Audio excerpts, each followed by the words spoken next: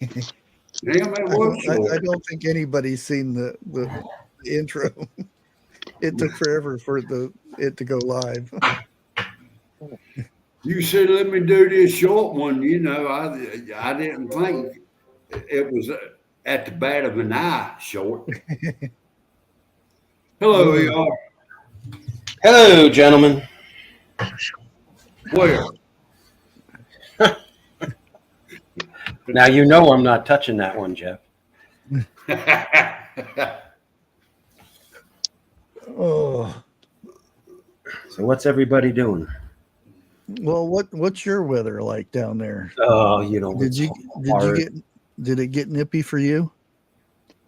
Nippy? No. Oh, or hot. We got a tropical wave coming this way. I should get in my area, I think, by Thursday. And again, you're dealing with weather people and maybe ifs and maybe nots. And, Yeah. up to 7 inches in my area. That's a total of this tropical wave coming north. So, and we need, yes, sir. Look at the water. If up underneath the water is swirling, you're gonna get a bad storm. Could be. It's our temperature right now is 58. Oh man. Oh man, Dude, That's a crime. ours is 80, but it's a mild 80. I took the wife to a restaurant to get something to eat, and that's the reason we come back in. And we kind of sat close to the restroom. Okay, there was a guy that walked in the restroom, and a few minutes later, it's like he was doing a mating call in there. And me and the wife looked at one another and got to laughing.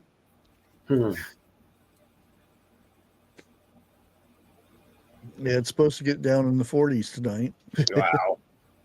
Damn, Really? I'm moving up north. Shit with it. Again, it's still spring. It's not summer yet. Not till the 21st. Well, technically, summer's what, the 21st? 20th. No, the 20th? 20th. Yeah. Yeah. So we and I went out because I didn't check I haven't been, probably in 2.5, 3 weeks. I haven't done anything with the garden because I've been busy with other stuff. And I went out there tonight watering, or not tonight, but last night, and watered. And some of it looks like it's coming back to life, and some of it is weeds I need to get to the weeds and stuff. And then where I think my cucumbers died from a hailstorm, look out there and I got a 2-foot cucumber. So it's still working. I just got a lot of work to do to it to get it going. Bush, are you going to, I was watching that young man you had on, or wherever you were, I guess the vineyard ladies had him on, about using that method of treating your soil with the microbial concoction. Are you going to try that? I've already done it. Oh, you have? Yeah. Okay.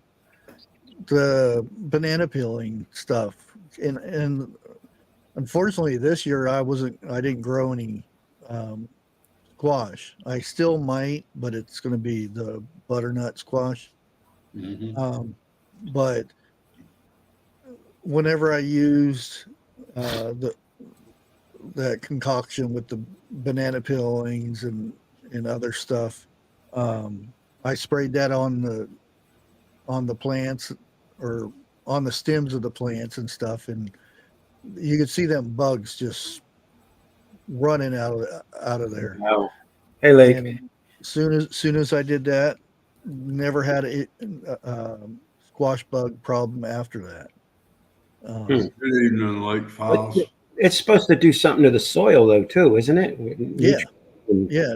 It helps break micro things down. And microbes are important for a soil because it's if you don't have it, um, say you take your soil and you put it in the oven for 4 or 5 hours, it kills everything in it, and you try to grow something in it, nothing's going to grow because it's dead.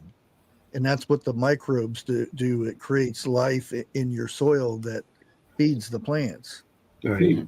Um, and it's just not you don't just toss a bunch of fertilizer in there and bring it and you think, oh, it's coming back to life. No, you just put a bunch of fertilizers and the roots ate it so fast that it looks like it's better, but you get little bitty fruits and Right. vegetables and stuff like that. It's because you didn't feed the soil. But I'm gonna try to get him on alive for me too. Good. Yeah. I thought that was very interesting. Yeah, he has a lot of knowledge for this stuff. And that's what I wanted more on the mushroom side of it. Yeah. Because Talking about mushrooms, okay? Now, I do not know. I have no idea. Can you dehydrate mushrooms and store them up? yeah, but again, when dehydrating stuff, there's multiple ways of doing it. And if you use a dehydrator, you're cooking. You're not dehydrating. And well, if you go out in the wild, squirrels and birds will gather mushrooms and they'll hide them in batches in the trees and stuff to dehydrate them. They dry them out to where they can go back in the wintertime and eat them. And if you know where to look, if you're in need of food and stuff, you can eat all those because they already know which ones are good and which ones are bad. All right. Well, see, I got 2 things of mushrooms, and I don't want to eat them all real fast, but I don't want to see them wasted either. And I didn't know if you could dehydrate them. Well, you have a lot of humidity down there, so Yeah. it all depends how you you can use a dehydrator, but you got to do it slowly because you don't want to cook them. Right. Because there's no point in that because you lose all the nutrients from it. Because a lot of times when you use a dehydrator, a lot of people will go all the way until there's nothing left of it, and there's a stage right before that to where there's all the nutrients in it, and you cut it off, and they'll continue to dry out because of all that heat that's inside of them, and the heat that's inside the dehydrator. So you have to watch. Low and slow. That's why it's really good. And I don't have one because they're too expensive. You get the ones that actually have the temperature gauges, not high, medium, and low, but the ones that have an actual temperature gauge on them. That's really good. Yeah. Well, it looks like I'm gonna be eating some mushrooms. And see, that's the thing. The lion's mane. That's why I mentioned to him the lion's mane coffee, and he said that's it. That's his favorite coffee. You just dry it out and just you grind it up, and it's just like coffee, but it's so much more better for you.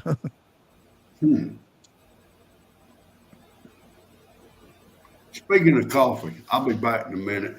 I mean, it seems like you could take mushrooms like I do peppers and herbs and stuff, and like maybe string them up and air dry them. Yeah. Well, that's basically what the squirrels do. They put them up in like a little nest in the tree, and they just leave them, and the air flowing through and whatnot just dries them out. Well, I think what I'm going to do, and I've been delaying it, I've got extra screen wire. I'll make me like a tray and cover the bottom with the wire, and the top with a flip top on it. And let's say whatever I'm going to dehydrate, I'll just put in there. That way, the screen wire keep the flies and everything out of it. Yeah. Hey, grape jams. Yeah, we're talking about food again. Yeah, that's still very irritating, and it doesn't make a difference to me who the person is when I see somebody get mistreated because whatever the case may be. It's not fair. And I kind of knew the video was going to pretty much flop because nobody cares about basketball, but to me it has nothing to do with basketball. Yeah. And it's a bigger picture than just the game of basketball for sure going on with that story. Yeah. And we're not done with it. It's ever changing. When you have a number one draft and the best player in college, it's not like she cheated or anything. It's fact. She's the number one college basketball player ever. Men or women. And then you go to professional sport, and she's already more points than anybody in not rebounds, but assists than anybody in the rookie year. How does she not be on the Olympic team? Now, if that was a guy, you'd be hearing, "Oh, praise him!" He's good. No. It has nothing to do with that. It's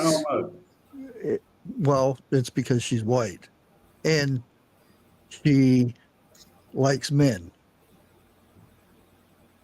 Gee, what a concept! She's straight, and that's. And there is, people are jealous because she's better than they are, but because she works at it. But that's beside the point. Yeah, I thought them not voting her on the Olympic team was kind of a big, not really a slap in the face, but you know what I mean? Yeah. And she's got a lot of years of records to break and a lot of games to play, but usually, I don't know. Yeah. What makes it even worse? Her own coach outed her. Really? Private conversations with Caitlin and her coach, her professional coach, the one that's on her team that keeps, sidelining her and this and that. Well, she made a thing and said, well, how did she put it? She just, they woke a monster is her reply. So that meant she's going to work 10 times harder to break every record there is. And what's her coach do? Blabs it to every reporter there is. Yeah. Yeah. So now she's getting more hate because she says she's going to do better.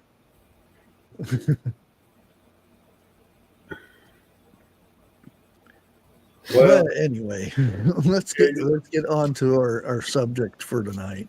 Okay. Yeah, that one irritates me very badly when somebody's treated differently like that. Okay. Now there's different versions of the Dark Ages. Now, during the Depression, there that was the closest we've came to going back to the Dark Ages, and it doesn't mean a lot of what everybody thinks it does. It's not. There's different versions of the Dark Ages. I'll put it that way. There's, spiritually, there's a Dark Age type stuff going on, and then there's where everybody and their brother are using their credit cards to feed their family, and eventually there's an end to that credit, and then when that happens, folks, let's welcome the new member to the channel. hey, thank you, Greg. I appreciate it. 34 months. Yeah, there's and some of the things during that Depression and stuff, we're kind of seeing it now, but it'll get a lot more impactful, I guess you'd call it. Like right now, there are people give away seeds, and there's people that trade seeds and things like that. And that was something that happened during those dark times. It was people would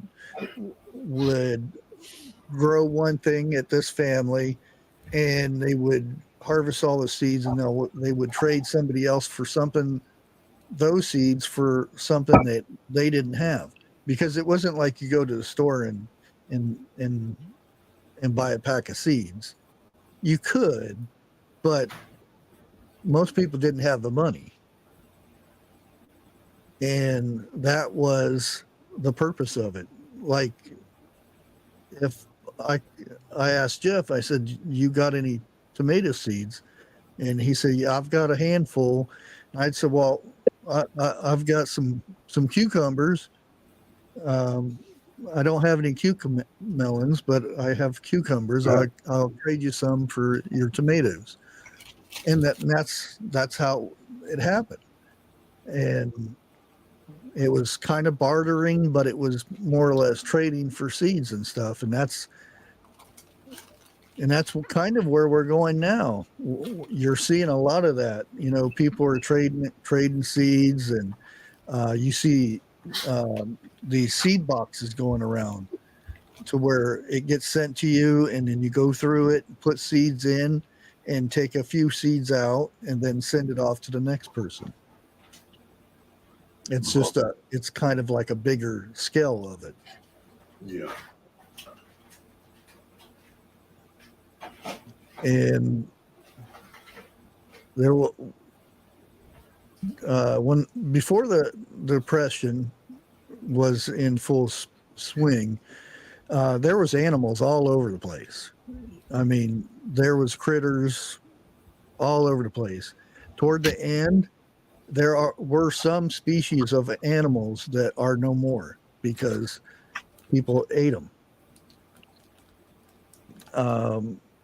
And at some points you would hardly ever see a deer or rabbits or whatever, because so many people were out there hunting those animals.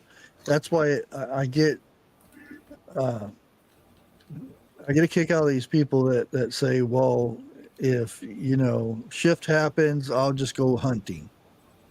Yeah. You won't be the only one hunting.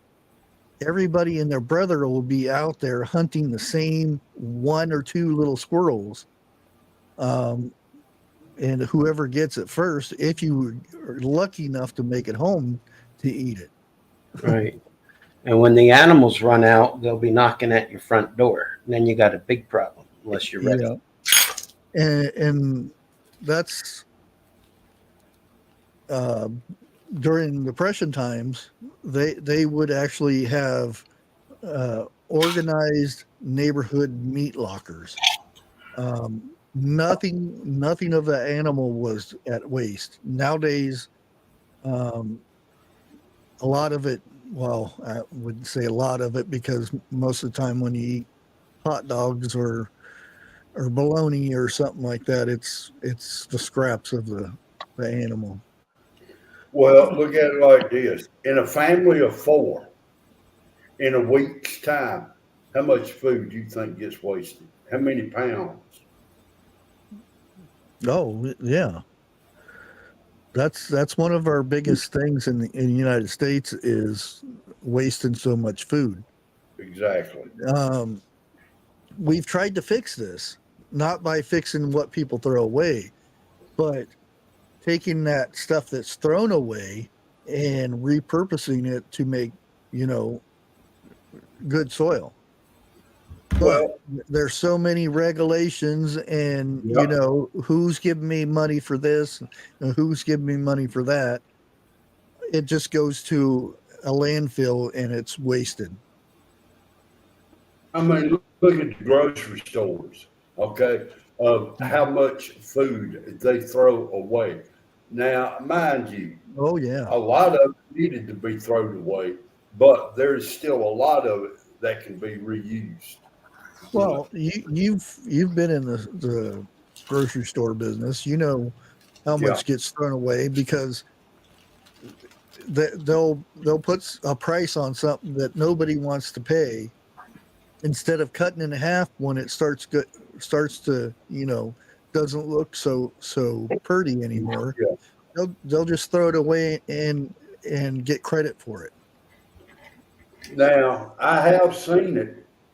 Matter of fact, I've had to do it, where they would throw food in the dumpster and then go get about 3 or 4 gallons of bleach or whatever and pour on top of it to keep people from in there get. Yeah. Why don't you just give it to a food bank or something like that? You're not allowed to. There's regulations against it. Because food banks legally now cannot take food that expired. Yeah, I agree with you. Which is ridiculous, because how many times have you ate a can of beans or corn or something that's been expired? Not so much nowadays, but in the past. Well, now correct me if I'm wrong. Let's say I got a can of pork and beans sitting in there, and the date is fixing to run out. Ain't that good up to 2 years after the date has gone bad? It all depends on the can nowadays. I'm talking about a good can. I ain't talking about one that's dented or rusted. No, I mean depending on the cans, because they are the metal in the cans are different, and the coating now is different, and they're built to not last as long now. I got you. And you got the pop tops that don't even make it to the end of their expiration date. So, in other words, they are designing our food to go bad on us on purpose instead of. Yeah. Well, they're on certain people. I wonder who those kind of people are that would stock up on food. Yeah, I have no idea. There's always been a time, we joke, well, if SHTF, I wonder what a pigeon would taste like or something. But like Bushcraft was saying, during that Great Depression time, a lot of your animals and stuff that we take for granted was pushed almost to extinction. Wild turkeys, the passenger pigeon, it went extinct by 1930. I don't know if you've ever heard of that. Because people needed something to eat, cities and wherever, and they was catching pigeons. The Great Depression was the main reason that I forget the exact. It was a federal act. It was like the Federal Preservation Act. they founded it because of the Great Depression, because your wildlife and stuff was almost to the point of extinction in some cases. Yeah, Roosevelt, wasn't it? I do believe. Well, I now, think it was in the late 30s, 1937. my parents, they grew up in the Depression, okay? And I've heard my daddy talk many times. They've ate possum, skunk, coon, and stuff normal people wouldn't think about eating. And he said, you've got to clean them out before you can eat them. You've got to give them like corn and stuff like that to clean their insides out. And I looked at my daddy and I said, I'd starve to death before I eat any of that stuff. He No, you said, wouldn't. yeah, well, I'm Everybody young says that. Everybody says Yeah. that. I until promise you. that time rolls around. Yeah, I'm gonna do what I gotta do to survive. I promise you that. yeah. But just think how much harder it will be on the life now, because think about how many more people live in America versus the 20s and the 30s. Oh, yeah. Yeah. And the animals went almost extinct then. There was a time when you people thought you'd never see a bison again. Not a buffalo, but a bison. Yeah. And just think of the volume of true. people now, how quickly that could be affected, and all the conveniences of supply chains and stuff. We think about it and we know things could go bad, but a lot of that stuff we put to the side and don't think about most of the time. We just know we're going to the store, they'll have milk or they'll have chicken or they'll have this. That time will come again to where when you go to the store, there's not going to be nothing. There won't be no milk. There won't be no eggs. Yeah. And you think a certain group now is trying to get rid of our food that we're growing, or raising right now. And Coming after the milk and stuff, like the term they use, the raw milk and the raw honeys, they're attacking that stuff big time now. Yeah. I would, this is me personally, okay? I would prefer a gallon of raw milk over a gallon of store-bought milk any day of the week. I've tasted both. I was raised up on both. Well, it's just not the taste. It's just the milk that you get from the store. It's watered down. You can't do nothing with it except for drink it or whatnot. But the stuff raw milk, you can make butter out of, cream, all kinds of stuff out of that. Even with goat milk, you can make cheese out of that, or you can make cheese. Well, that's the thing. It's not I love processed. goat cheese. Whenever they, and nowadays, go look at some of the ingredients of your milk. No, that's bad when you got to do that. What else would it be besides milk? There's this and there's that and there's natural flavorings and they add vitamin D to it. How do you add vitamin D to milk? But the thing is, milk is vitamin D. Milk anymore. It is, but it isn't. It's chemicals. Well, it's all them chemicals with a little bit of milk added. That's all it is. They run that stuff through so much that it loses everything, and then you have to add it back in. Yeah. Why go through all that process of taking it all out if you're going to add the fake stuff back into it? It makes no sense. But we're doing that so everybody don't get sick. But that's bullshit. It's what everybody is doing. They're getting sick. Oh, darn it. I just now caught what I said. Sorry, Bushcraft. I mean, inevitably, we know why. Stripping of its natural good properties and added into synthetics, which Yeah. it has no good purpose for it. But yeah, I mean, even as a kid versus now, and I ain't seen very much, but milk tasted different than it tastes now. No Oh matter yeah. what brand you get, unless you're getting it from a local source or straight from the cow. It's hard to get it from uh a cow. Yeah, Well, now, straight up, there for a long time, I thought I was lactose tolerant. And it was a couple more people asked me what type of milk I was drinking.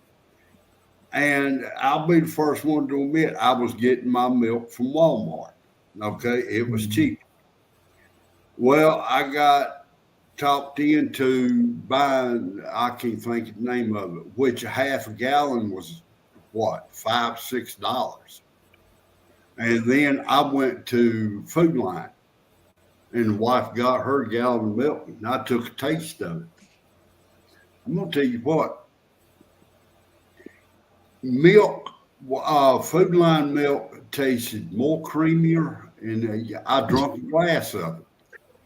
Not one time did it bother me, and I've been drinking. I've gotten away from Walmart milk. Period. Okay, I won't drink it because every time I do, I get sick. Well, that's the thing. There was no lactose intolerant until late 80s, 90s. Nobody, if 60s or 70s, somebody said, "Oh, I can't drink milk. I'm lactose intolerant." Huh? What is that? that boy ain't right. Well, now we've talked, and I'm going back in my early days when milk tasted more like cream. Okay, it didn't taste like colored water like it does today. All right, milk was milk back then, Mhm. and I've gone out to the shed with my aunt and watched her milk a cow. And before she got to milk back in the house, I done had about a glass and a half full. Hmm. You know, it may have not Well, been cold, but it was 100% milk. well, you remember that them commercials? I'm Got talking milk. earlier commercials where they would drink milk and they'd have a milk mustache. Yeah, I Yeah, remember that. I don't think they can do that now unless they fake the mustache because it's so thin and colorless. Running. Yeah. yeah.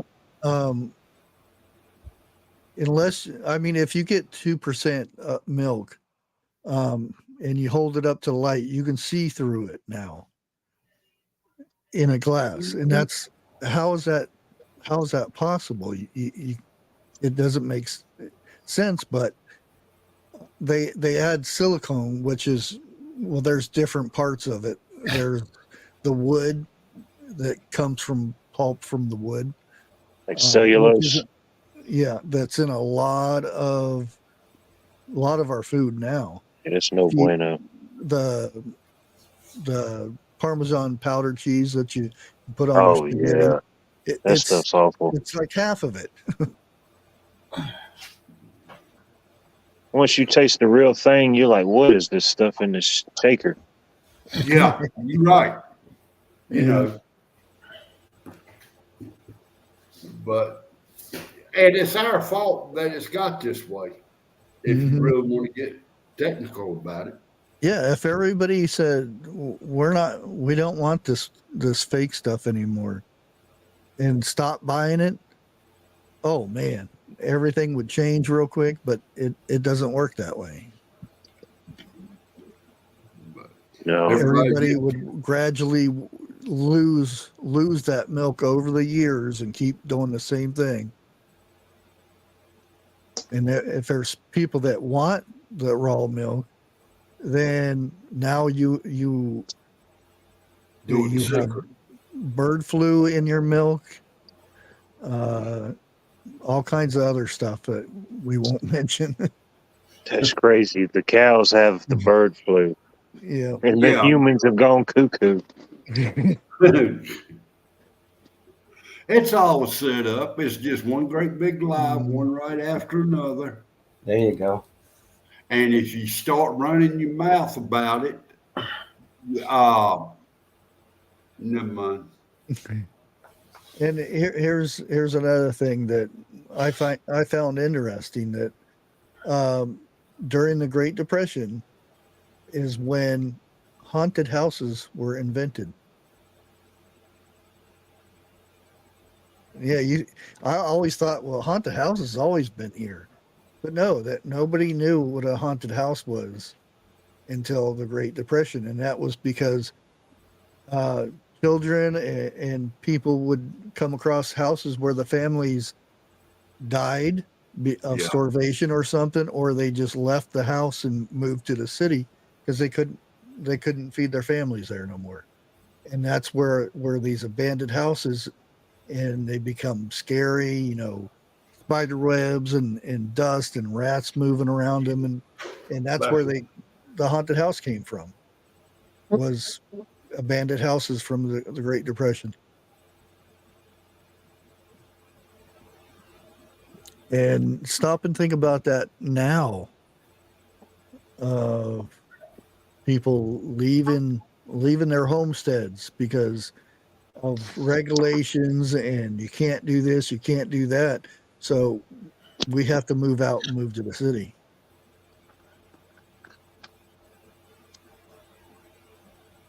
And now everybody listens to that and says, "Oh, that never happened." No, but it's already happening. We see it all the time. The stuff that's going on in Pennsylvania with the Amish guy. Yeah. He can't do anything. They confiscated stuff that doesn't make sense, that would have anything to do with milk. They confiscated his seeds, so he can't plant anything to feed his cows. That's why I knew that story was going to be a big deal, and it's still ongoing now. Yeah, We're seeing all these headlines about the cows having the bird flu and the milk, and stay away from raw milk. And yeah. When that story starts going off right at the beginning of it, that something's coming down the road, and then here this year it's the bird flu in the cows, and dairy farmers are having to cover their face and stuff so nothing splashes in their face, because they're going to get it. same. And I think for some people, it may be easier for us to see it. We may see the trends or whatever you want to say, but for some people, I think it's harder for them to see it. It's more distractions and stuff. Mm-hmm. Hey, Vester. They're too busy, making that buck so they can have the coolest car on the block, or fancy stuff going on. And It's like we're in the I've got mental dark ages. I've got all the NFL channels and the baseball channels on my Yeah. TV. I like watching football, but I'm not paying extra money to watch No. football. Yeah. I'm the same way. I enjoy a good game, but I'm not paying $59.99. Yeah.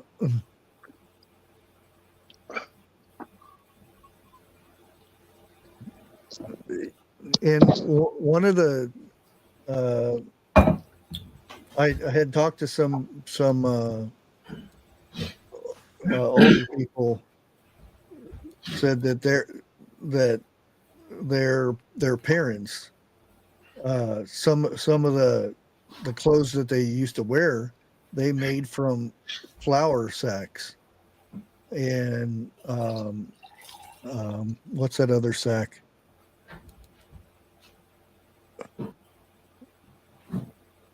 I can't remember.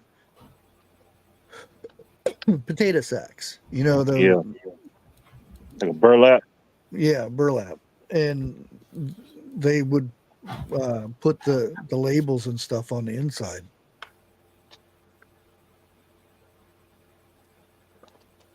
Could you imagine nowadays people have to do something like that? And the way other people are at how you have to have the perfect clothes and everything. Imagine if you're doing your laundry and they're hung out up there and it's which I don't even know if they have flour sacks anymore. Cloth ones. Well, look at it like this. People will be making so much fun of those people. That if it hits, people gonna be losing weight so fast. What's the point of washing clothes? Yeah, that'll be the least of my worries at that point. Well, Yeah. we used to, when it was bath time, that's when you wash your clothes too. Yeah, jump in the tub with your clothes on. Well, if you Take a had no bath. clothes, you'd sit in there with your clothes and the bar of soap. Yeah. Ivory soap. I don't even know if they still have ivory. Mm-hmm. Yeah. It's still around. But it ain't the ivory we growed up with. It's 99 and 44 100ths pure. Right. Nice.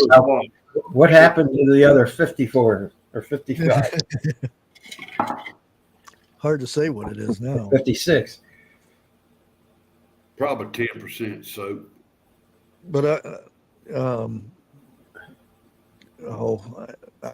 guess it's a washboard. Had the little grooves on it, and you go up and down on that thing. Yeah, my grandmother called that a knuckle board. Yeah. You would rub the soap over it, and then you go. I know what a washboard is, but I've never seen one in use. Oh, Right way. The right way. Well, that's what we used to. Well, that's how I did my laundry in the bathtub. Well, it was a big metal tub. Yeah. And I had to get down in it, and my knees would be sticking up, and I'd scrub away. My grandpa used a washboard, but I didn't. I just used my hands until it got all soapy. Come bath night, you prayed you was the first one in instead of the last. Oh God, isn't that the truth? Well, that's the. We used to. I didn't. There was no unless it was wintertime. We would warm water up, but any other time there was no warm water. It was straight from the well into the. Dude, that well water is cold. Oh yeah, that's why you didn't stay in the tub that long. Well, that's true too. So Jeff, you had to share water too, huh? In the bath. Well, I was fortunate. Okay, I only had one sibling. Okay. Well, I have two, and I'm the youngest. So guess who got the last sloppy ass water? It was me. I could just see.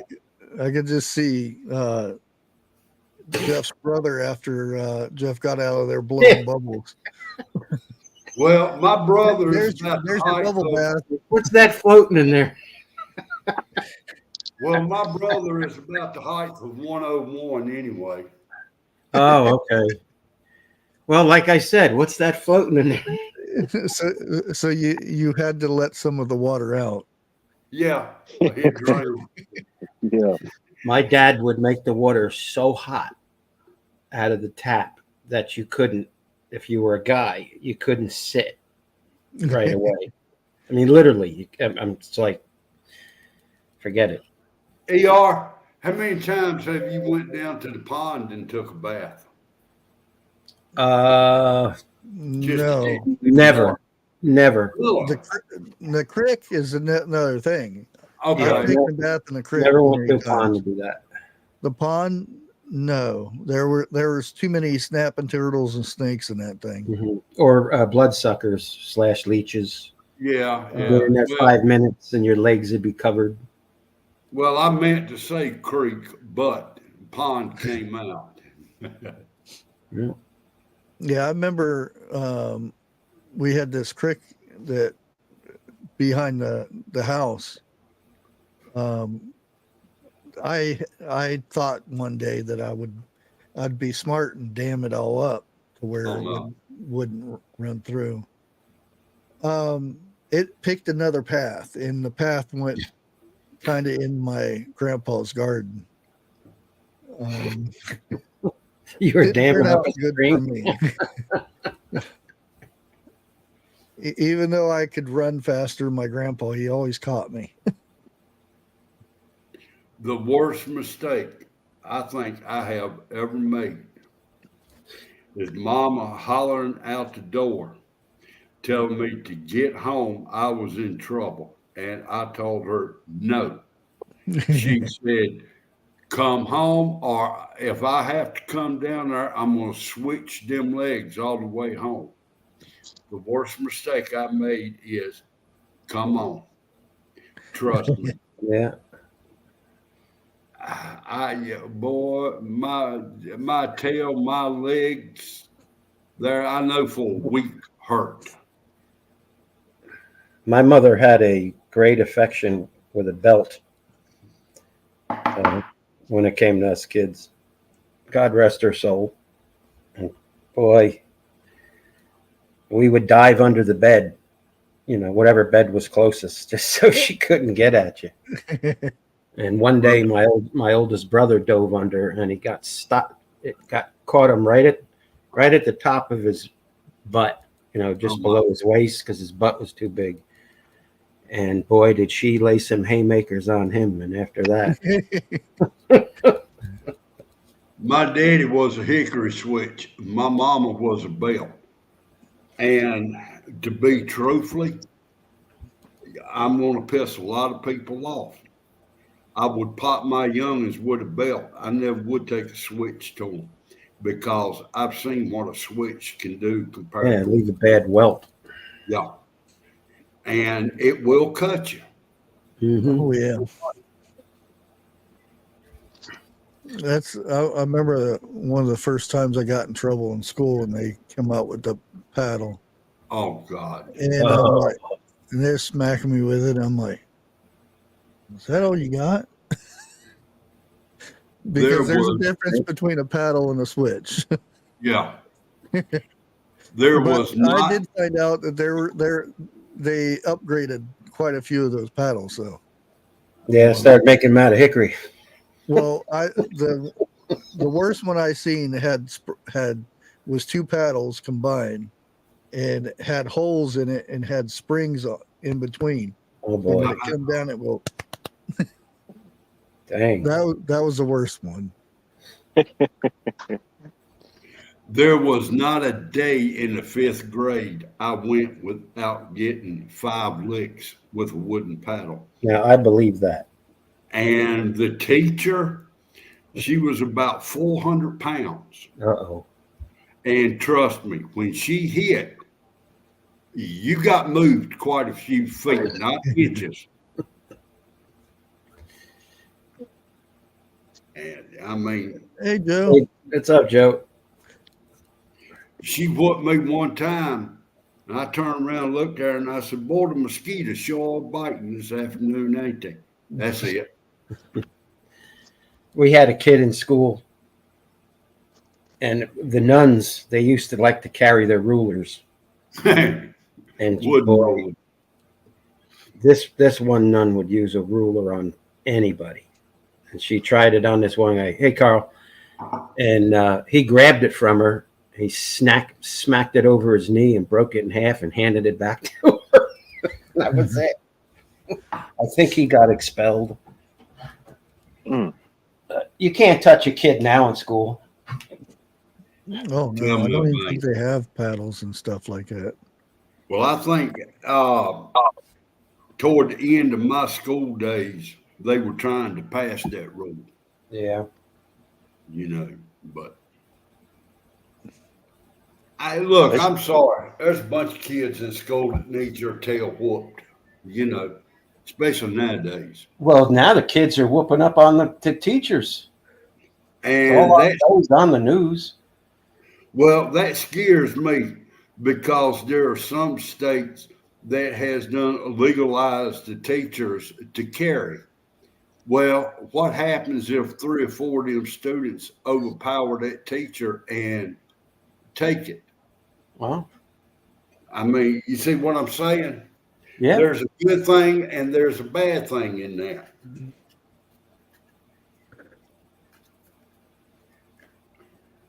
I don't think teachers ought to be allowed to carry. I really don't. Well, see, that's the thing about humans. It doesn't matter if it's a teacher or the popo or a security guard. Any one of them can do the same thing. That's true. That's true. But what they was trying to do is, in case a trespasser came into the school. Yeah, I know. No, I mean, I'm sorry. Do what I hate to say it, but if you have to break a window out to escape, do it. Well, see, that's well. Let's not get in this discussion. Okay. Yeah. But yeah, that's they want them to hunker down in some cases. Yeah, it's one of those bad conversations. Right. The best way to end this is there were guidelines given after a certain event. The schools had the money. Some of them chose not to do anything. Period. Exactly. End of story. Okay. Next subject. I was watching this. I don't want to say it was a bushcrafting video because I think he just watched it on TV or something, and I seen ahead of time, and I didn't know if he was going to cut the film out or whatnot, which I'm glad he didn't, because it was a good learning experience for somebody that didn't know anything. And I bet you if Lake watched this, she would be screaming at the screen. He was camping out, trying to do the bushcraft thing to where he was made a little lean-to and everything, and it's under spruce trees. They were not too close to where the fire was and everything, because he made note of that. So I look up here and there's no branches or anything over me. Right. But boom, right there on the ground, he has his sticks and everything ready to go.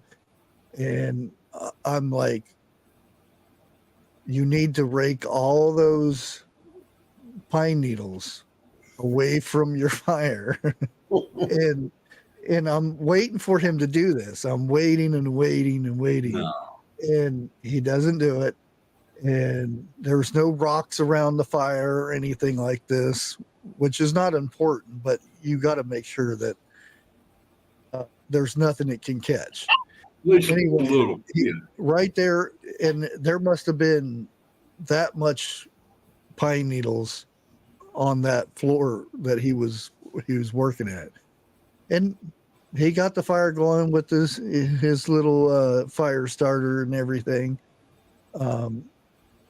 which I found funny the way he was doing it too. And pretty soon, fire's going pretty good. And he goes and gets in his little lean-to that he made, and all of a sudden, it starts spreading from his where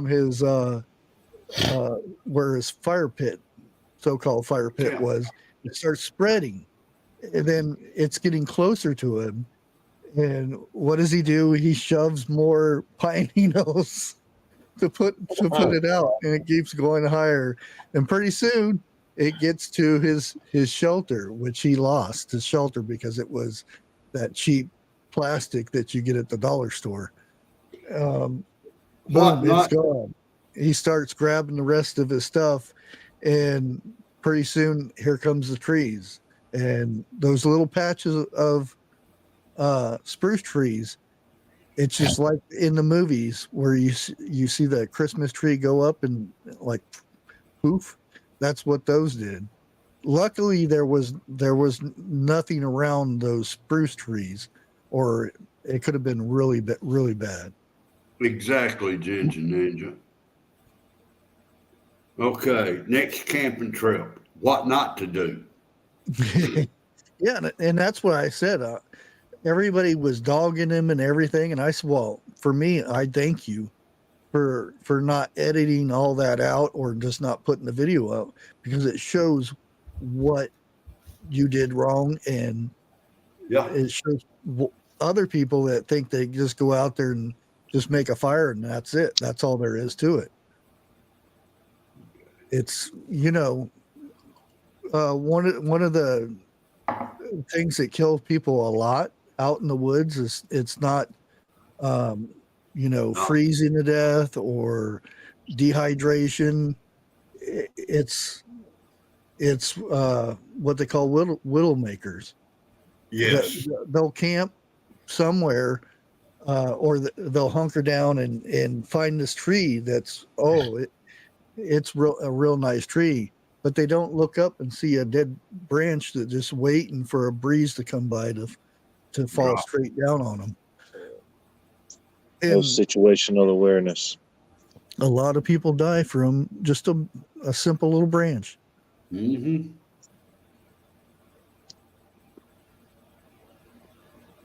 And like I said, it would be really nice if, but people won't do that because they won't get views for it or anything unless somebody makes fun of it.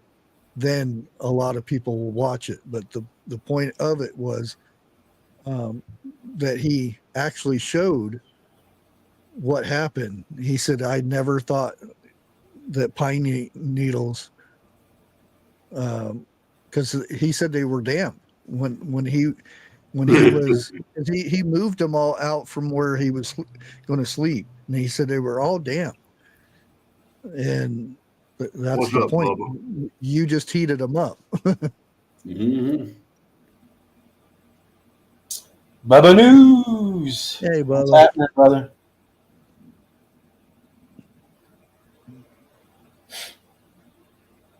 And I was sitting there looking at some of the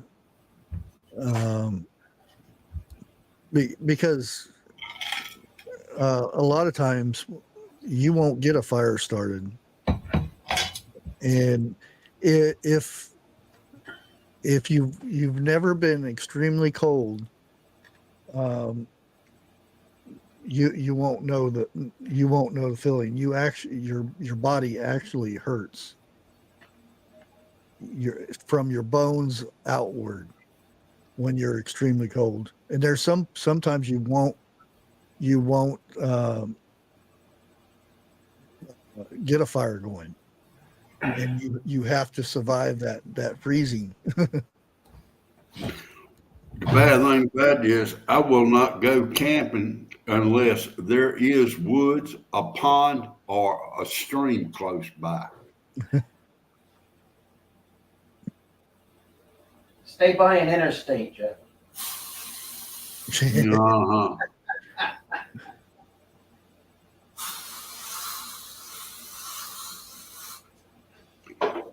Jenny, your school days sound like mine. I didn't have to do nothing to get in trouble. Make sure there's a Stuckies around too. That's like these new the new tents and everything. They're supposed to be, real lightweight and everything. The fact is, if you you've ever been in one of these tents, they're waterproof unless somebody touches the inside of it when it's wet, and then boom, it starts leaking from that spot. Oh, really? Yeah, they're good unless you brush up against it or something, because then it'll start leaking until it completely dries out again. Well, I'm glad you told me that. Yeah, because you'll a lot of times people will see how it's wet and everything, or even dew. If you run your finger across it from the inside, you run your finger across these new tents, then it starts dripping. See, I'm looking for a wall tent. I'm getting too cut picking old and out of shape to get in these here little tents anymore. Yeah. Yeah, I hear you. You get Something you a you can get, jumping house. get you in a stove in there too. Well, the tent I have, which I wouldn't recommend to anybody because it sounds really cool. Because I hate putting the tent poles and the little bendy ones and Uh-huh. trying to get them in there and then get them on to the other side and all that. I did I went and got this one. It's newfangled thing that comes with a pump. You Oh, pump it up and it has little arches where it holds the air in, and that's all. You only have to put stakes around the outside and you just pump it up. I'm going to town, pumping this thing up, pumping. Finally, after about 20 minutes, I get it pumped up. You put the cap on real quick. By the time I got in there and laid all my, sleeping bags and stuff in there, no. it went down. And I said, I'm not pumping that thing. I went and got the little air pump from for the tires emergency thing, and I hooked it up to the battery and pumped that thing up. And I put a can of Fix-A-Flat in it.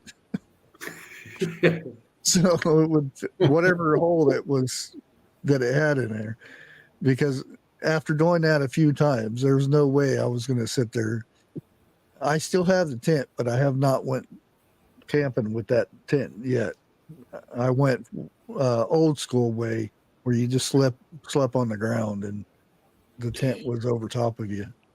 A lean-to, yeah, I've done that. But I'm looking for a canvas wall tent.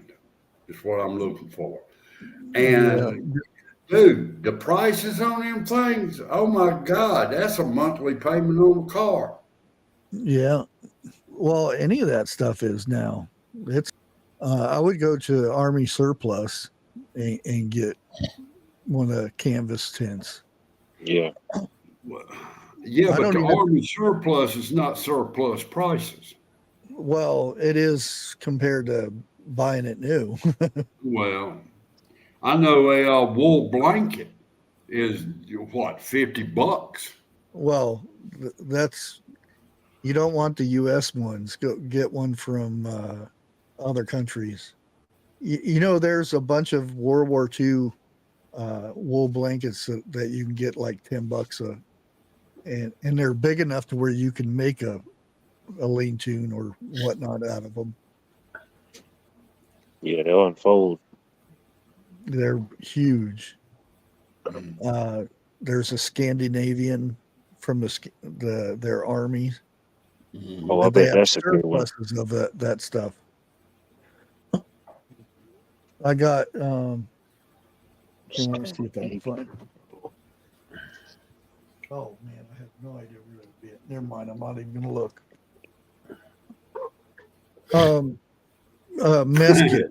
Mess kits that you can get for $10. I've got about 4 or 5 of those. From World War II. Yeah. That's the ones where you see them drinking the coffee out of that big old thing.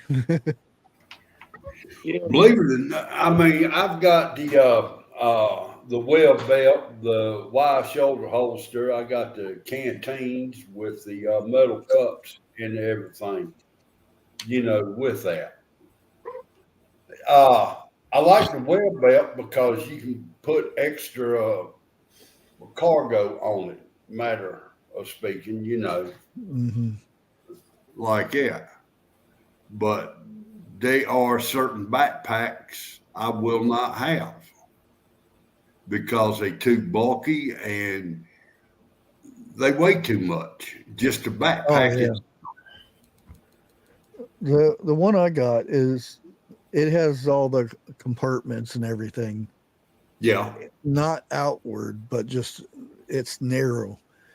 And that's the thing is you see these guys with the big expensive bug out bags that stick Mhm. out from them.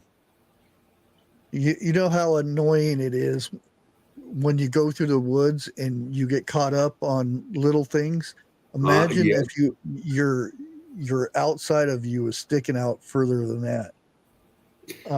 And that's just woods. Imagine if you're trying to get away from something and you're trying to go through a house or under something, um, Well, and you all get you caught up. need, What are you going to do? You're going to take that off and leave it to yeah. get away. And then what good was that bug out bag? Well, all you need is a canteen of water, a couple of cans of food, and a lean-to, and maybe a blanket. That's it. Mm, no, Well, I'm a firm yeah. believer that five. Yeah, what do you have? A movie night? Just need five things. This is a Well, spin a night. I kind of agree with you, but as time progresses, okay, I ain't talking about starting now. I'm talking about getting on into it a little bit. Oh yeah. It's going to come down to maybe two, possible three things you can carry because you ain't going to find the rest of it. Hmm. That's what I the cutting device can be, I mean, how long would you have to look for in the woods for something to cut with? Not And, long if you know what you're doing. well, that's the thing, and it's depending where you're at. True. Yeah. Um, Up here, you got a lot of sandstone. You Okay. can't cut anything with sandstone. Um, really cut. Um, there there is a little bit of slate. You can use that, but unless you know which rocks will will splinter off into something that you can cut. Right. Um, that's why a knife is important. Cordage cordage you can make easily as long as you know how to braid and know how to continuously use the braid to make cordage. To extend it. Yeah. Um, but that takes hours upon hours to do maybe 10 feet of cordage. A container, you can whittle out a log to make a container, but can you cook in that? Other than that, how are you going to make a container? You can get some clay and form a container, and then you have to heat it up and hope Mhm. that it doesn't have any air pockets in there that makes it explode. So Yeah. I know that's right. containers are very important. Yeah. And if you have a stainless steel container with you, um, it's not going to rust. Um, and then fire starter.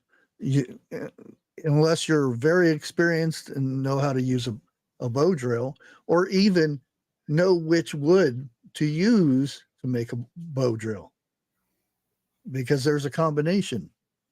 I've seen Um, experts that say bow drill is the worst one to try to start a fire with. oh yeah, It's the it's most primitive.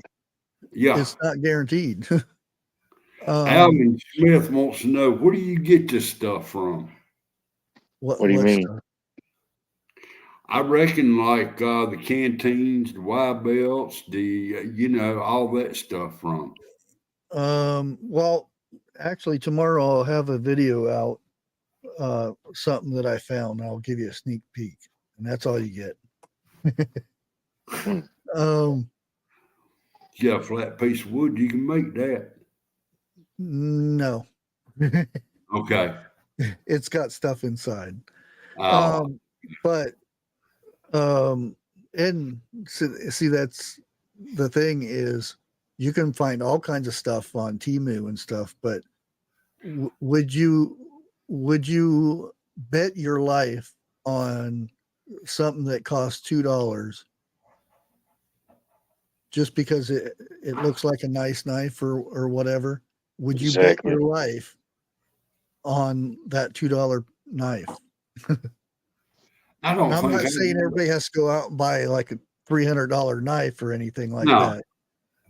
Still, You can tell quality, and you can tell something that you're going to start trying to pry on something and it's going to snap on you.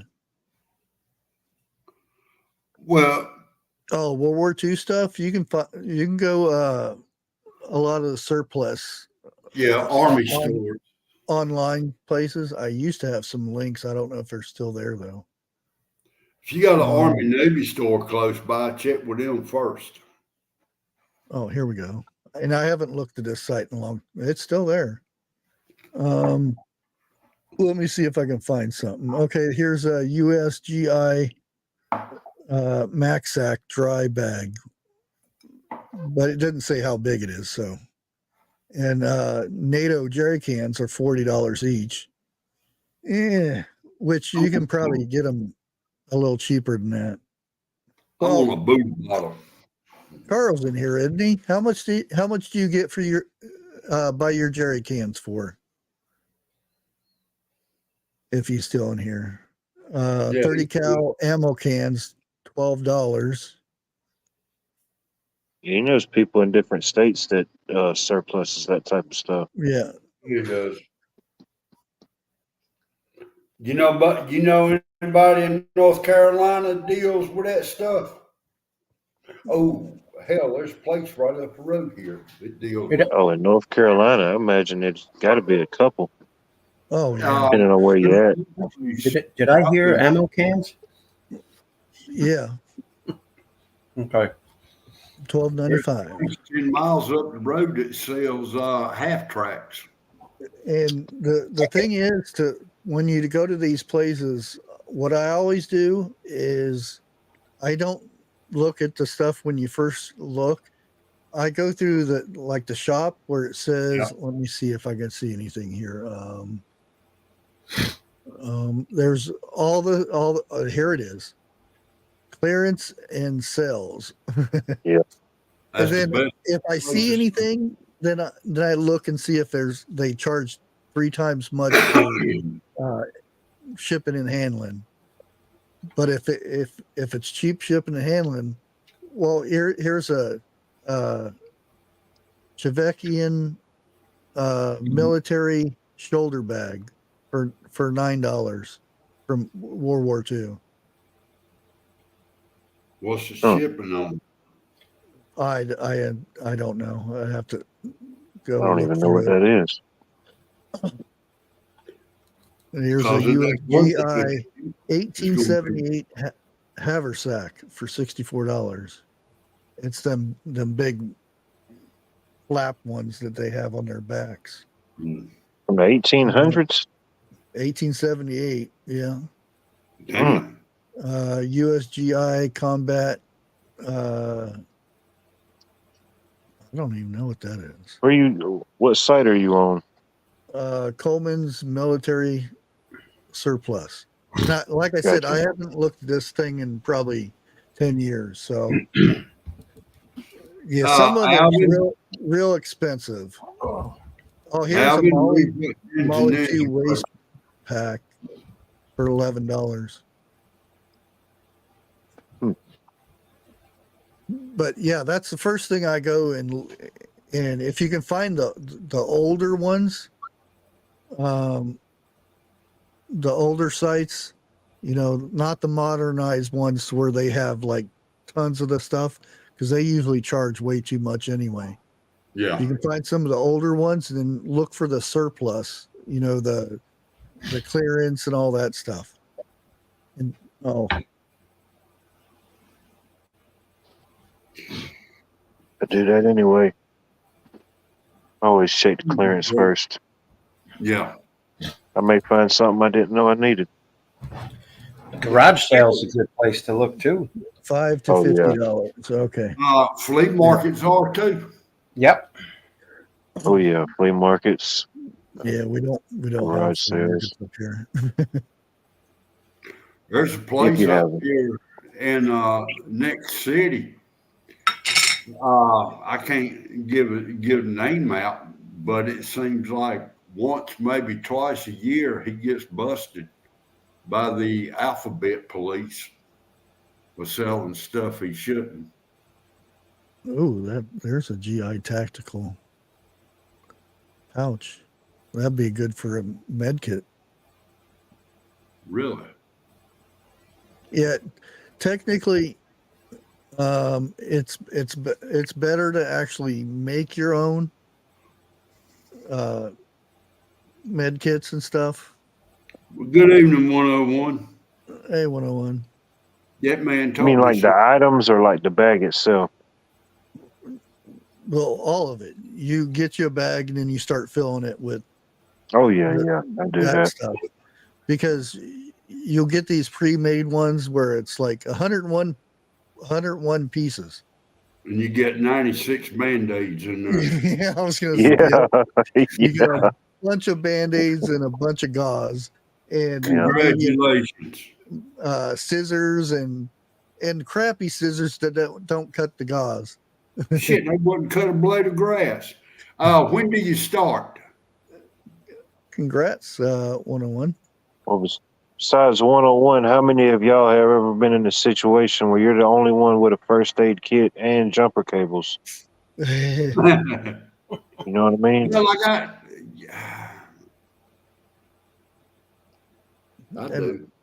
I did get a kit, and it's actually, and then there's a big thing too. Like if you so many times I'll watch somebody with a doing a bug out bag thing, and they pull all this stuff out.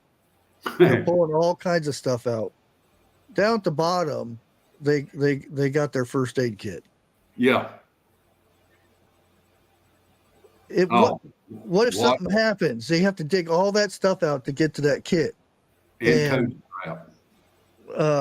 One of the best things to have on because you have the Molly things and the fast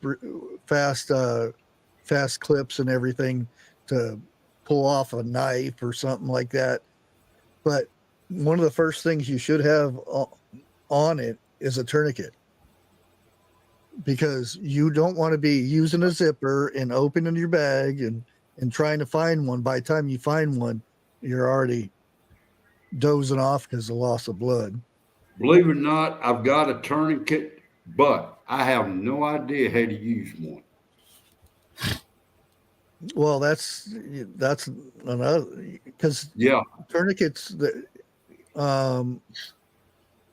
most of them are different. So unless you know when you pull it apart, how you twist it and then tie it up. Well, now this and one, how many do you know how nope. What part of the body, how long you keep the tourniquet on for? No, that's the reason I've never, because I've heard if you leave it on too long, it can cause an amputation. Well, the built-up pressure will do you in. Like when I had my when I cut my leg, I had a T-shirt wrapped around, and I had a stick, and I twisted a stick until the bleeding had stopped. and I was just sitting on the step waiting for the ambulance to get there, and I told my son to tell me when 15 minutes was up, and I released it, and stream of blood just came streaming out, and everybody's freaking out. And I said, it's supposed to do that. It's because all the pressure built up, and depending where it's at, because your blood has a pathway, and if Right. that pathway is cut off, the return has to go. The return has to come back up too. So you have to relieve that pressure. Appreciate that 101.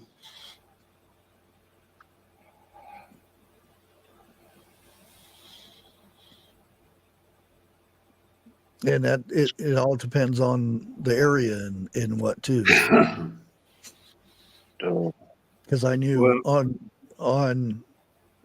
depend, and that's and like on your, if it's somewhere on your throat or something, you hope people are there fast enough, because you can hold it, but if it's a return,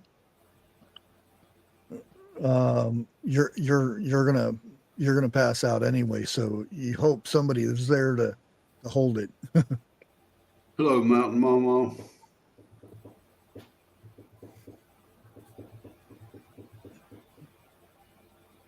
Well, I know 101 showed me something last night that I hope and I pray never comes in handy, but it could save a life.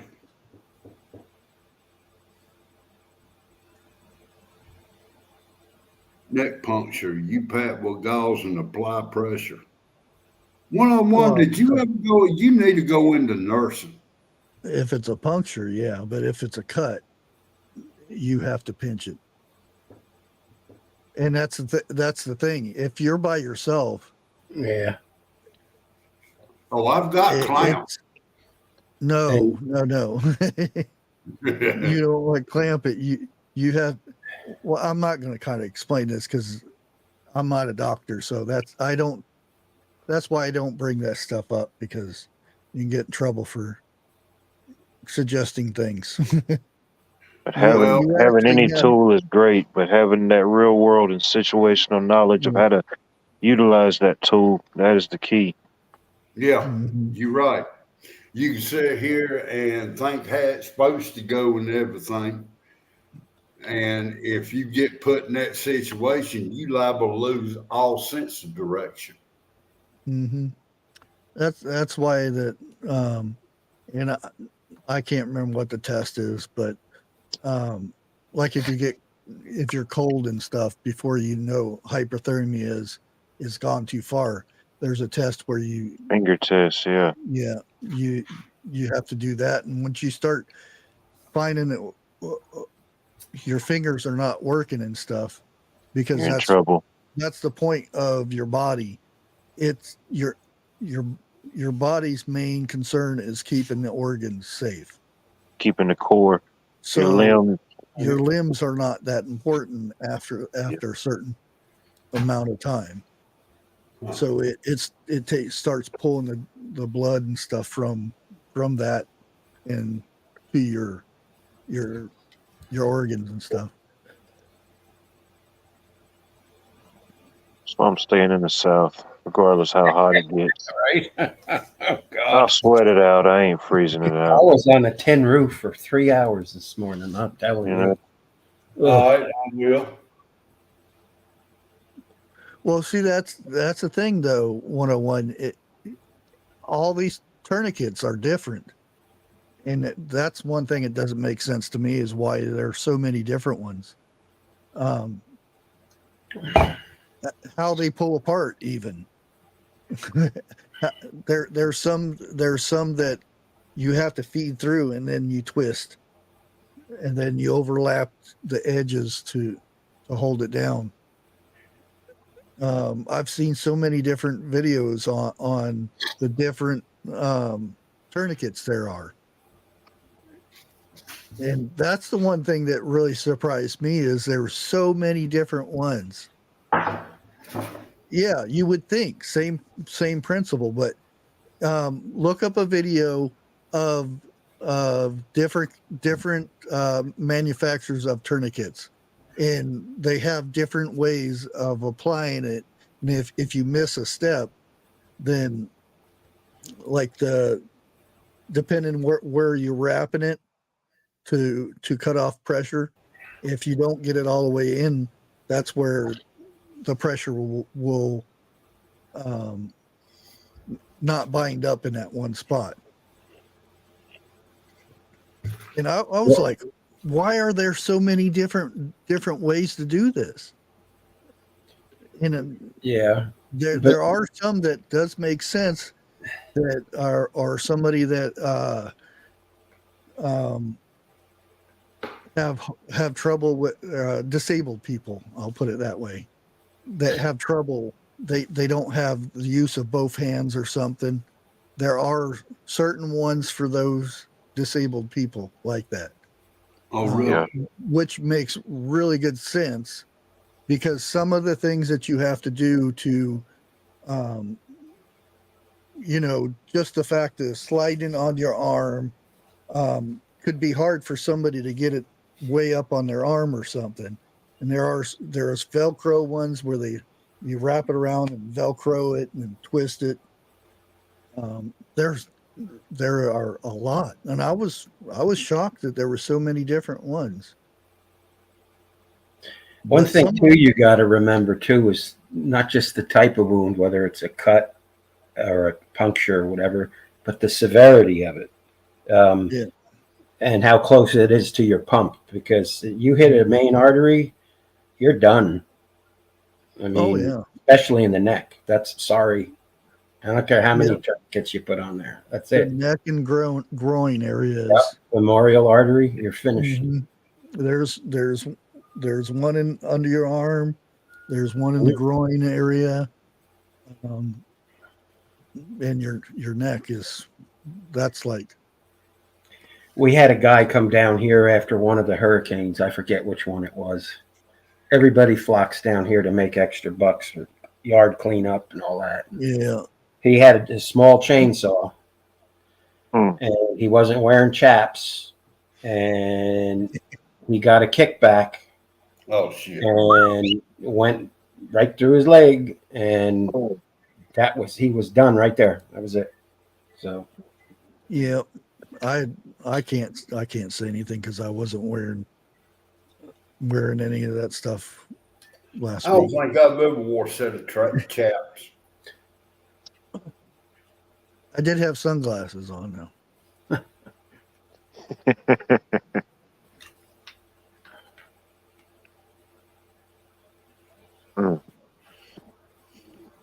And you can tell if somebody uses a chainsaw and somebody that this guy was a novice. A lot of times you'll see somebody cut a branch and they'll start at the top, and I'm like, what happens that the branches when it gets to the thing, unless you have a very sharp chainsaw, you always start at the bottom and then move to the top. You do that little cut. If not, it's going to get stuck and swing. Wild West days.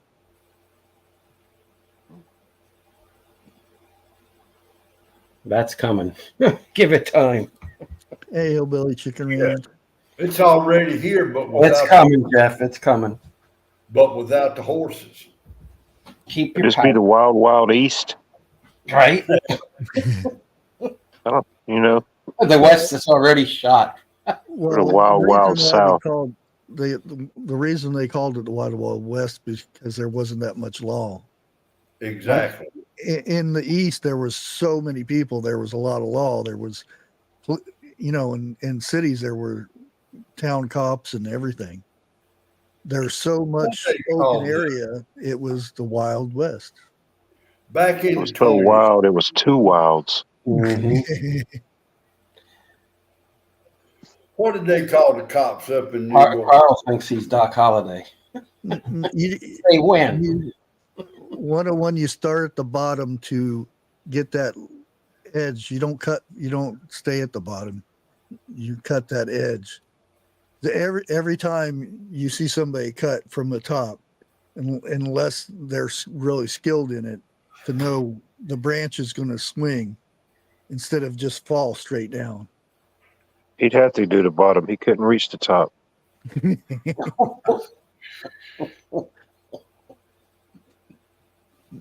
Professional arborist. That's like when you see somebody cut straight across from the bottom and the tree starts falling on the chainsaw. They're stuck right there. They can't do nothing. I always start at the bottom. I'll get about a fourth of the way in, then I'll go to the top and finish it. That's the way I've always done it, and it's always worked. Well, if you don't cut too long of a branch, you don't have to worry about it swinging. Well, when you They come got in smaller trees pieces. on the ground to begin with, you know. Oh, I thought we were talking about a branch that's already growing out of a tree up high. Oh shit! No, you take a damn backhoe and take care of that. Yeah, Just saw a story about the tallest tree in America. Have y'all ever seen that? No. It's It's out there in it's out there in California, out there in the West Coast. Yeah. That forest. Yep. This tree's like 300 and something feet tall. 800. They calculated at 800 something years old. Wow. Petrified forest. Is it a sequoia? I don't know if it's that or like a redwood or. redwoods. Let me Can pull you it up. Yeah, I've been in. Well, I don't know. You could, but no, it's protected now. Okay. I remember the ones where you would they actually had the rest area where you'd go in and get the maps and all that stuff. You go inside the tree, Yeah. the welcome center. Well, And I've not seen as far it as I personally. heard, the one that you drive through has been closed off. Oh, really? Yeah. What happened? It got quiet. Am I losing my hearing? Who got cut from the stream? Nobody. The birds probably got quiet for a minute. No, it sounded like somebody riding down the road and the window down. And he stopped at a stoplight. That's what it is. Up Okay. there. I got it. It's Hyperon. Is a coast redwood sequoia supervirens in California. That's the world's tallest living tree. Measures 380.3 feet. Almost 400 now. Yeah, that's Yeah. something, ain't it? Damn. Guess how much I bought that for? And that's in the Sequoia National Park. Is that Just paracord? think how many of those were at This one is good time. paracord. Yeah, right? Now it's the And- last of the Mohicans. And it's made in America. Actually, it's made in Ohio. $1.97. And it's got fishing line inside of it too. Speaking One of of the- Ohio, it was today in 1935 in Akron, Ohio, that Alcoholics Anonymous was founded. I wouldn't doubt it. That's for quitters. That's funny. I just finished watching Days of Wine and Roses today. Well, see, the reason why this is cheaper is because it's a random color. If you want It's certain tan. colors, then it Yeah. costs. They No, charge more, yeah. It's random. I don't know what color I'll get.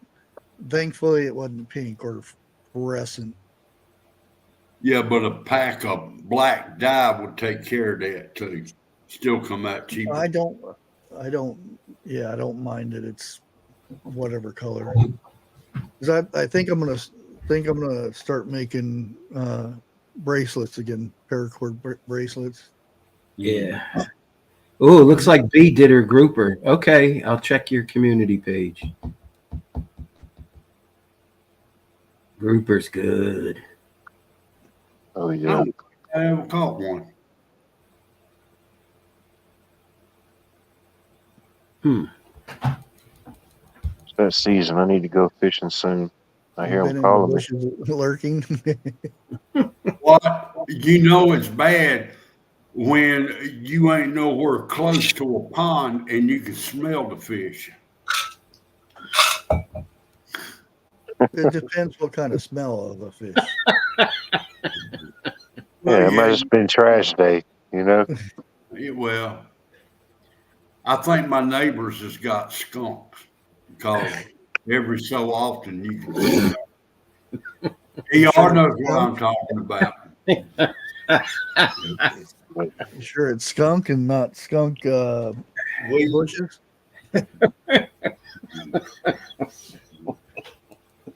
It's like my buddy, he's got a place up at the lake. You can go literally just go right there to his dock and you can just see the beds of fish. Or you can just go in there with a net and scoop them up. oh, Wow. yeah. No lie. Well, I know when I smell that skunk, if I look real close, I see a lot of smoke. Awesome. Did you broil it, B, or did you bake it?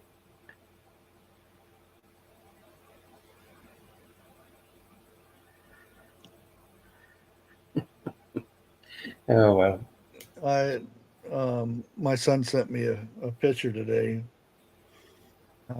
He's on guard duty, and I seen the gun he was using.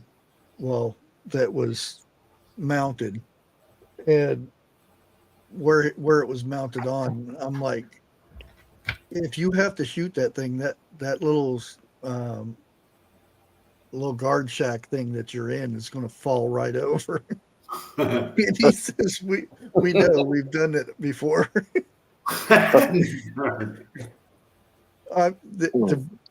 It's very, very not made very well. So it's just thrown together with glue and tape. Uh, the Germans made it. Case closed. Is that or the Bosnians? Real bit. Cool. A couple weeks ago, they were out on patrol because they're doing operations and stuff, and there's they call it a mud boggin, but a couple of their Humvees got stuck in it, and because I always pick on him because it's driving and whatnot, and I asked him, "Was you driving?" He's no, not this time. Because if you get stuck, you get ragged on for a good while. I just want to know who has to hook up the cable when they get stuck. Is it the driver or somebody else? Usually the one that got them, the one that's got stuck. That's what you call a good mud bath. Imagine that thing's pretty heavy when it's fully outfitted and, you know, Oh yeah, out on patrol Yeah. like that. yeah. And Are you talking tank or Oh, Humvee? like a Humvee or, you know. Humvee. Yeah. The newer Humvees are not as heavy as the older ones. Thank They've goodness. cut a lot of stuff off, and depends where they're at too. Because a lot of them were altered to be Yeah. safer. Yeah. They would get plates, and they would weld the plates on themselves. Yeah. Okay. And that's Why a not? shame. That's a shame that goes on. Also, before I forget, hello to the 8 people over on Twitter watching tonight. Nice. Hello, 8 people on Twitter. Over on Twitter. Yeah. Twitter. Or X. Yeah, I keep forgetting to call it X. That's Did pretty you cool. see what? Live stream. Did you see what the Orange Man posted? No. No. It was Uncle Joe and that witch from San Francisco, Oh, the damn. ex-speaker. They were walking together across this parking lot. You'll find it on the tube, Oh. and it's Visiting Angels, America's Place for Home Care. And they were walking into the building. I got a charge out of that. It wasn't Gorilla Face, was it? You mean Maxine? No, you can't say that. I'm It was sorry. Nancy. It was Miss Ice Cream. Now you got so Muskie versus the Apple now. Y'all see that? No. Or that Apple, I guess they had some big premiere of all the new what do you call it? I guess open face AI, all the things it's Oh. gonna have, and Yeah. Muskie said no. He wasn't going. If they're going to do it at the level he's thinking they're going to do it, he's not really supporting that. Or That's what he says now. Wait Well, till the movie starts rolling in.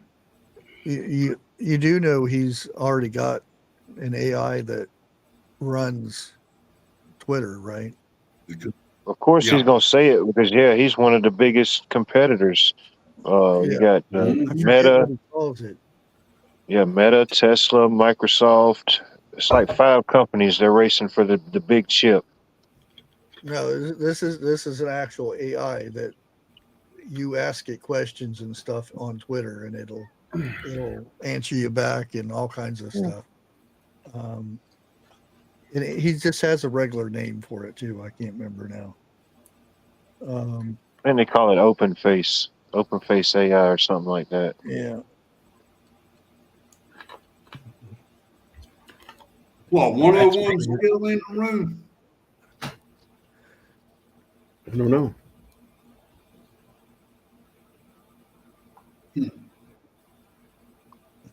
I'm still going through this surplus or the clearance section.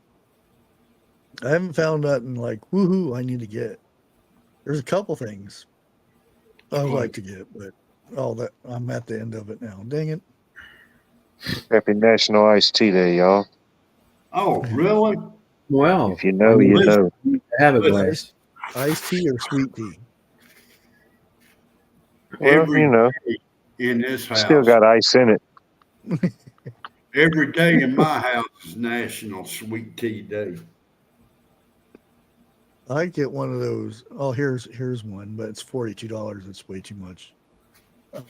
Military woodland ponchos, the older ones, not the thin plastic ones they have now. Will it cover your backpack also? Oh yeah, these are That's big what- enough that you clip the head pouch part or Yeah. and you can build a lean-to with. Okay. World War II, they used to use them for to cover up the mortars and stuff. Because back then, if water got into it, they were duds, and that's not a good thing to have when you're firing those off and they only go 10 feet and go boom. Then, hundreds of feet. Well, what was it? Pacific. They showed that because they had issues with it. Somebody took the poncho off and put it on himself instead of the mortars, and they went to take out a sniper, and the first one only went like 10, 15 feet, and then the next one didn't even leave, which is worse. You have to pick up the pick up the whole thing and ease it out so it doesn't fall on the ground. And then you got to bury it somewhere and hope nobody steps on it. An oversized slingshot.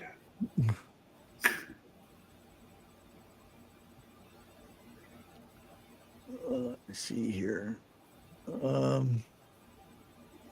See what vineyard. I think they said they're doing oldies tonight. Really? Yeah. Oh. Man, I got my feelings hurt tonight. I thought I was going to get me a good barbecue sandwich. I lied.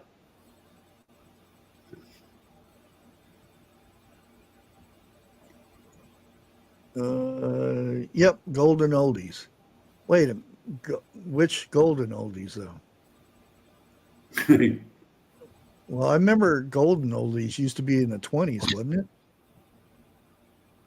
It all depends on what decade you're in. Yeah, that's why I thought. Right now, for us, golden oldies would be back in the 70s and 80s. Well, see, that's the thing. It really pissed me 30s and off when they 40s. started calling the music in the 80s oldies. I'm like, Well, what? great. There ain't no oldies. Oldies are in the 50s. Great Jam says 30s and 40s. Yeah. To me, right now, the golden oldies is like 60s and 70s. Okay.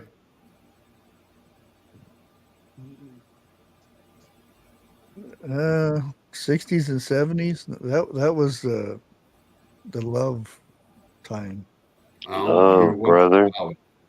That's when music. That's where all was the music. flower childs were hanging out. Yeah. See, in Jennifer. 80s, that was the year of the big hair. Oh, yeah. Yeah. Yeah. Man, Forget about sitting in classroom. You couldn't see the teacher. imagine what they'll say about the 2020s.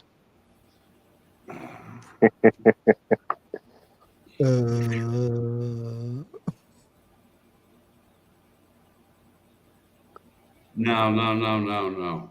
The 80s and the 1800s are two totally different things.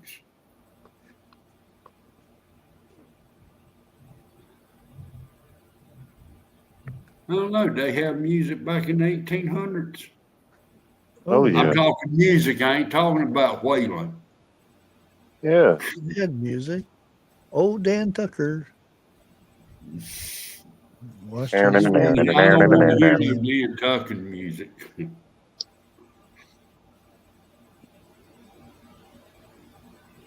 Let's see. We There down used- yonder by the watermelon vine. I There used remember. to be a That's song. mighty fine. Strumming and a picking. Remember, I was probably maybe 3 or 4 when I was taught how to clod hop. Well, let's see what you still know now. Come on. Yeah. He probably got a cat on his foot. Wait a minute. Are you upstairs or downstairs? Oh, it's on his lap.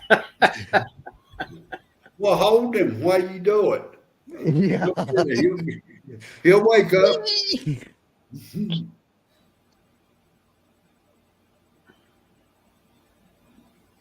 The only Yeah. clog hopping I ever done was trying to get away from my daddy, and it didn't always work. Yeah, I remember there was the mouth harp, and you was lucky if there was a banjo there. See, And it was the drums was the old guy in the corner yeah. On a kicking bucket or something. yeah. And then there's the, like I said, the mouth harp and the harmonica too, Right. Yeah. and a couple people with the spoons. He's Well, lucky to now, have do a you stringed remember- instrument. Do you remember the front porch guitar? where it was a rope going through a bucket tied to a beam. Oh yeah. Yeah. Yep. Upside down tin bucket or something. And Yep. the more you moved it would come different sounds. Yeah. Yeah.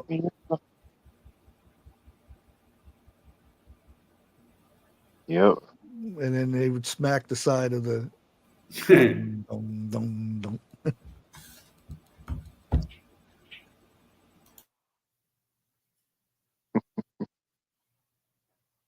Oh, she'll like Japan. Well, what was she going there for, I should say? I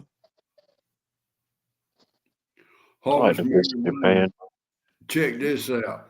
They weighed in this evening a big rock marlin, a little over 500 pounds. Ooh, That's a lot of money right there. that's a lot of Yeah. reeling in. 500 pounds. Oh man. Marlin? That's what she said. I wonder Wait a how minute. many hours did that take?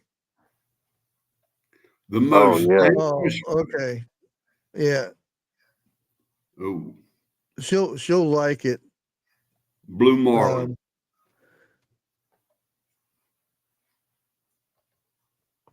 I was going to say if she was a teacher, probably not so much.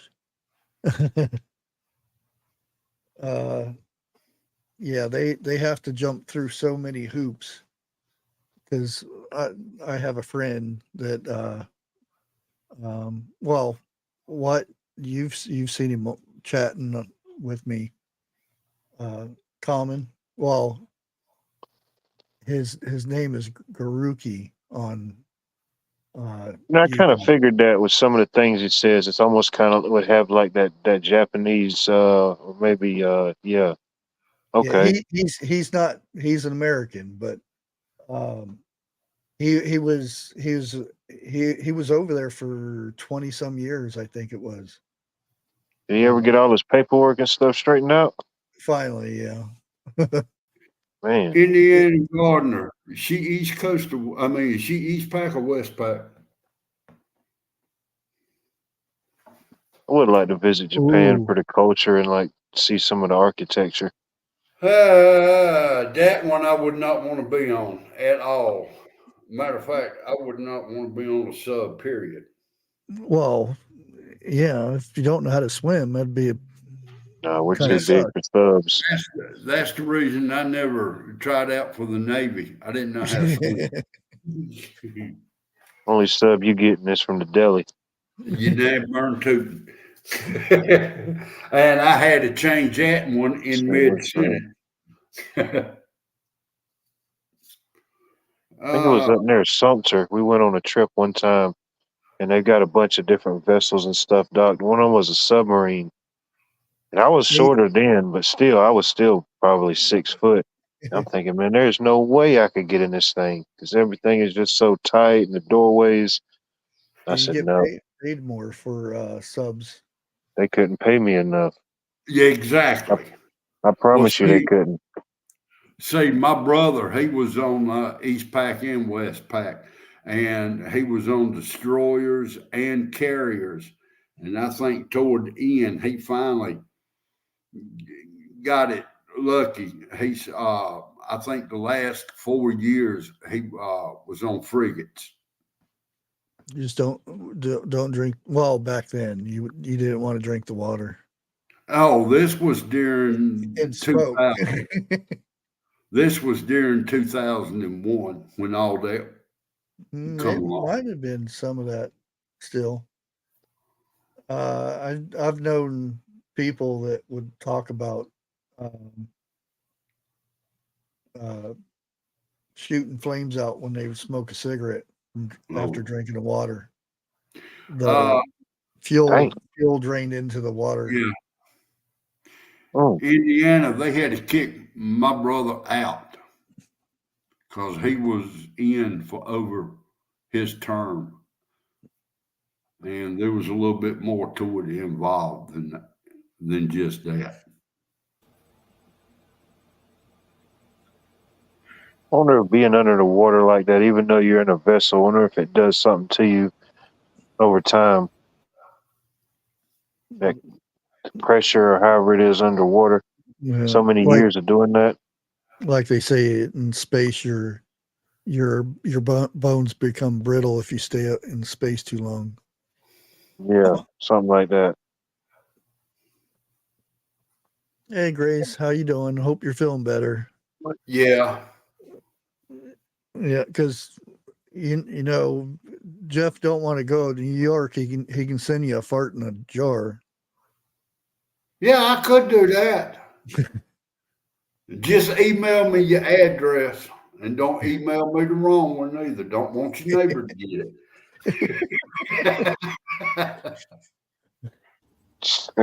you hear through the wall. Oh, they must have got Jeff's fart. Yeah, they got Jeff mail. Oh man. Hey Bush, I got to run. I got a serious line of storms coming off the Gulf and Okay, a lot of safe. electricity. So guys, I got to go. Be safe, buddy. You be careful. All right, guys. Maybe I'll see you later. All right. Make sure you put your rubber underwear on. Yeah. Why? It tracks lightning. Rubber does? Look, we talking about ER. Oh, it's time to head on over to Vineyard Checks. Yeah, it is. Yeah, Let me go ahead and get their link real quick. And I thought we still had 15 minutes left. No, that was 14 minutes ago. Make sure you guys head on over to the Vineyard Chicks. Golden Oldies, 30s and 40s music. See if there's anything that you remember hearing. I want to see one of them do Etna James. I've heard her before. A song by her. She was an awesome lady. And I don't know what I have planned for this week because I don't even know. I do have a couple of videos. Like I said, I purchased something and I'm going to see about talking to the company about maybe, discount codes and stuff like that. And what my with wife. the products, because they have multiple products that are worth some money or worth getting into. I'll put it that way. Worth investing in. Something you can stand behind. Yeah. And I was kind of surprised when I got it. It was high quality. Even the packaging they must have made it in the United States because it was hard getting it out of the plastic. Yeah. Tape it up, did they? No, it was hard plastic. It was like molded. Oh, they are professionals. Yeah. You got that We'll right. see you guys over at the Vineyard Chicks, and I'll leave with this. Hey guys, thank you all for making Bushcraft great again. Let's continue to support him. Let's go. Bushcraft.